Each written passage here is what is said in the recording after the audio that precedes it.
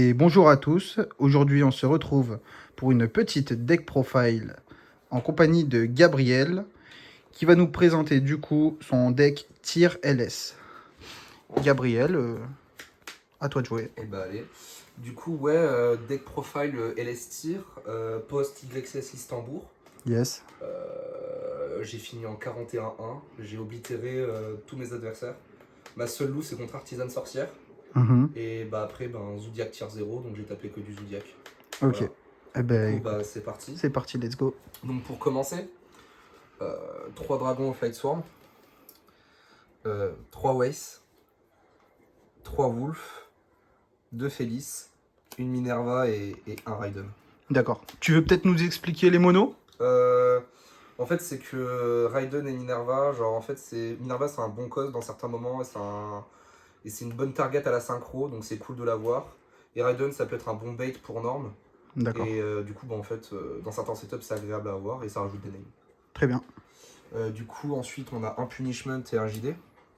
Du coup, Punishment en Tower en T0 et JD pour Rasboard en Go 2 en fait. Donc en plus, pour le side, c'est cool. Ok.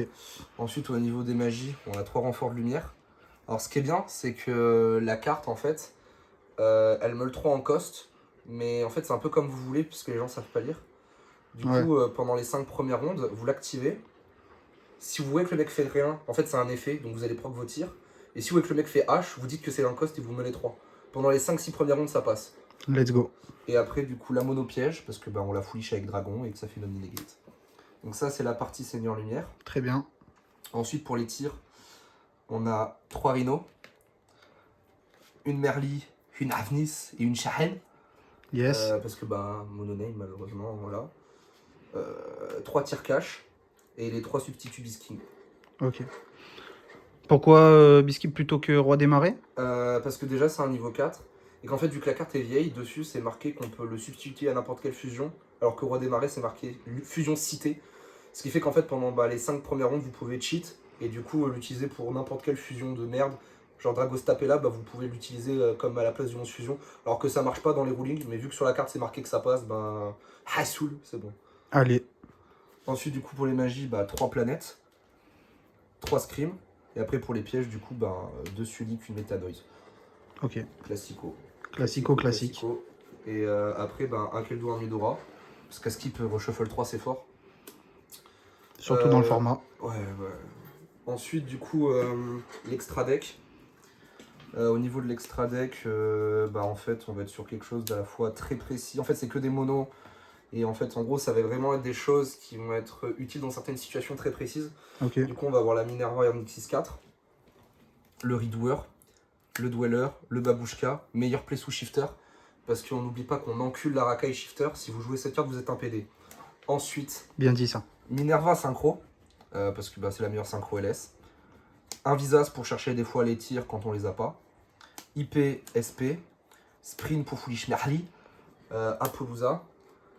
Ensuite les fusions, Rukalos parce que negate invocation, machin, envoie. Kaledo, on voit un tir trop fort.